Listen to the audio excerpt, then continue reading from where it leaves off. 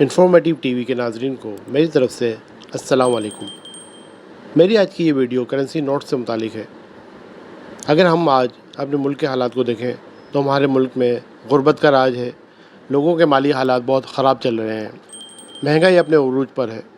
اور لوگوں کو اپنی ضروریات زندگی کو پورا کرنے کے لیے بھی بہت زیادہ محنت کرنا پڑ رہی ہے، اور اتنی سخت محنت کرنے کے باوجود بھی ان کا گزارا مشکل سے ہی ہو پاتا ہے۔ اس کی وجہ کیا ہے؟ وجہ ظاہر ہے کہ ان کے پاس اتنے پیسے نہیں ہیں کہ وہ اپنی تمام زندگی کی ضرورتوں کو آسانی سے پورا کر سکیں، اور یہی ان کی زندگی کی سب سے بڑی مشکل ہوتی ہے۔ تو آپ نے کبھی یہ سوچا کہ حکومت بہت سارے کرنسی نوٹ چھاپ کر ان کو لوگوں میں تقسیم کیوں نہیں کر دیتی، تاکہ تمام لوگ اپنی ضرورت کو بآسانی پورا کر سکیں اور ملک سے غربت کا خاتمہ کیا جا سکے؟ اس طرح ہر شخص کے پاس لاکھوں روپے آ جائیں گے اور وہ اپنی تمام ضرورتوں کو بآسانی پورا کر لے گا۔ بظاہر سوچنے میں تو یہ چیز بہت آسان سی چیز لگتی ہے اور لاجیکل بھی لگتی ہے، لیکن یہ نظریہ کسی عام آدمی کا تو ہو سکتا ہے، لیکن ایک بینکر یا ماہر مالیات سے اگر یہ بات کی جائے تو وہ یقیناً آپ کا تمسخر اڑائے گا، کیونکہ یہ اتنی سیدھی بات نہیں ہے۔ تو آج کی اس ویڈیو میں ہم جانیں گے کہ کوئی بھی ملک اور اس کی حکومت ایسا کرنے سے کیوں قاصر ہوتی ہے،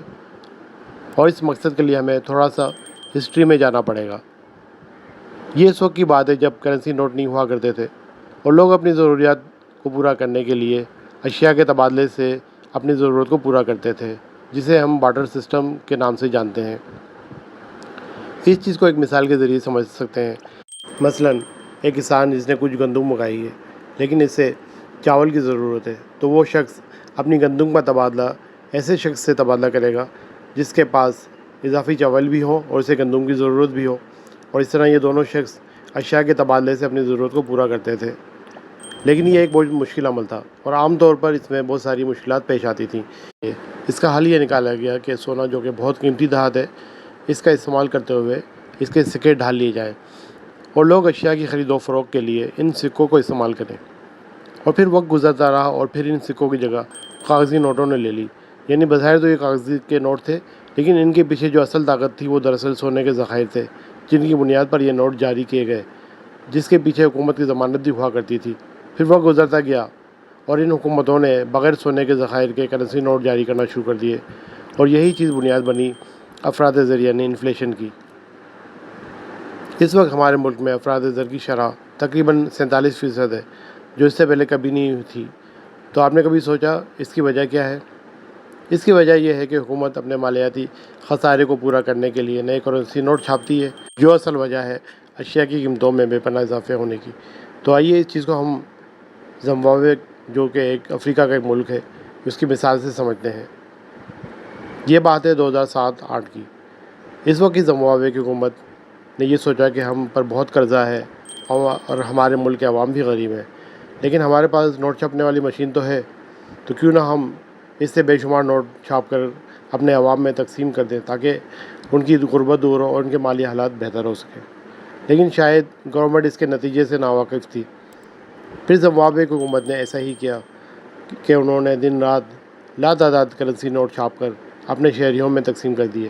اور شہری بھی بہت خوش ہو گئے کہ چلو بھائی، اب ہمارے پاس لاکھوں ڈالر آ گئے اور ہماری زندگی آسان ہو جائے گی۔ اب ظاہر ہے ایک شخص جس کے پاس ڈھیر سارا پیسہ بغیر محنت کے آ جائے تو وہ پھر مزدوری تھوڑا ہی کرے گا اور کارخانے میں مزدوری تھوڑا ہی کرے گا، اور پھر یوں ہوا کہ عوام کے پاس ڈھیر سارا پیسہ تو آ گیا، لیکن ملک میں موجود اشیاء تو اتنی ہی رہیں، ان کی تعداد میں تو اضافہ نہیں ہوا، اور جب لوگ ان اشیاء کو خریدنے کے لیے پہنچے تو ان کے دام تیزی سے بڑھنے لگے، اور ہر گزرتے دن کے ساتھ چیزوں کی قیمتیں دگنی چوگنی ہونے لگیں۔ اور پھر ایک ایسا وقت بھی آیا کہ جب کوئی شخص ایک معمولی سی چیز یعنی ڈبل روٹی جیسی چیز بھی خریدنے جاتا تو اسے نوٹوں پر سرخے لے جانے کی ضرورت پڑتی تھی۔ پھر زمبابوے کی گورنمنٹ کو اپنی غلطی کا احساس ہوا، اور پھر گورنمنٹ نے اعلان کر دیا کہ جتنے بھی کرنسی نوٹ لوگوں کے پاس ہیں وہ انہیں بے شک جلا دیں، کیونکہ ان کی کوئی قیمت نہیں رہی۔ اور پھر اس کے بعد حکومت نے نئے کرنسی نوٹ جاری کیے اور اس طرح حالات کو سنبھالا گیا۔ ہمارے ملک پاکستان کے آج کل جو معاشی حالات ہیں، اس کی ایک بہت بڑی وجہ ملک میں پائی جانے والی کرپشن، بدعنوانی اور قومی دولت کا بیرون ملک منتقل ہونا ہے۔ ہماری حکومت اپنا بجٹ خسارہ پورا کرنے کے لیے اضافی کرنسی نوٹ چھاپتی ہے، اور اس کی وجہ سے ملک مہنگائی اور افراط زر کا شکار ہو جاتا ہے، کیونکہ ملک کے اندر پائی جانے والی اشیاء کی تعداد تو اتنی ہی رہتی ہے، لیکن لوگوں کے پاس اشیاء کے مقابلے میں پیسے زیادہ آ جاتے ہیں، جس کی وجہ سے مقابلے کی فضا پیدا ہو جاتی ہے، اور جب لوگ ان اشیاء کو خریدنے کے لیے نکلتے ہیں تو ڈیمانڈ زیادہ ہونے کی وجہ سے ان کی قیمتیں آسمان سے باتیں کرنے لگتی ہیں۔ اب میں آپ کو بتاتا ہوں کہ اشیاء کی قیمت میں توازن کس طرح رکھا جا سکتا ہے، اور اس کے لیے ضروری ہوتا ہے کہ ایک ملک میں جتنی بھی اشیاء موجود ہیں اسی کے حساب سے کرنسی بھی زیر گردش ہو، اور کسی بھی ملک میں اشیاء کی پیداوار میں اضافے کی صورت میں اسی تناسب سے نوٹ بھی جاری کیے جائیں۔ اس سے یہ ہوگا کہ اشیاء کی قیمتیں کنٹرول میں رہیں گی اور قیمتوں میں کسی قسم کا اضافہ بھی نہیں ہوگا۔ اسی طرح کبھی ایسی صورتحال بھی پیدا ہو جاتی ہے کہ جب اشیاء کی تعداد تو زیادہ ہو جاتی ہے لیکن اس کے مقابلے میں کرنسی نوٹوں کی تعداد کم ہو جاتی ہے۔ اس صورت میں اشیاء کی قیمتوں میں کمی کا رجحان پیدا ہو جاتا ہے۔ اس کی آسان سی منطق یہ ہے کہ کسی بھی ملک میں جتنی گردشی نوٹ ہوں گے تو خریداری بھی اسی حساب سے کی جائے گی، اور ظاہر ہے کہ نوٹ کم ہوں گے تو خرچ بھی کم ہوں گے۔ ہمارا ملک پاکستان آج کل ڈیفالٹ کے کنارے پر کھڑا ہے اور مہنگائی انتہائی عروج پر ہے۔ اس کی بنیادی وجہ غیر ترقیاتی اخراجات، کرپشن، انرجی کرائسس اور ایکسپورٹس میں کمی اس کی بنیادی وجوہات ہیں، جس کی وجہ سے گورنمنٹ کو اپنا کام چلانے کے لیے نہ صرف مقامی بینکوں سے قرضے لینے پڑتے ہیں بلکہ اضافی ضروریات کو پورا کرنے کے لیے مزید کرنسی نوٹ بھی چھاپنے پڑتے ہیں، جس کا سارا اثر ایک عام آدمی پر پڑتا ہے اور اسے مہنگائی کے بوجھ تلے دبنا پڑتا ہے۔ اس کے علاوہ برآمدات میں کمی اور زر مبادلہ کی کمی کی وجہ سے فارن ریزروز کے ذخائر بھی کم ہو جاتے ہیں اور حکومت کو بیرون ملک سے قرضے بھی لینے پڑتے ہیں، جو کہ مزید مہنگائی کا سبب بنتے ہیں۔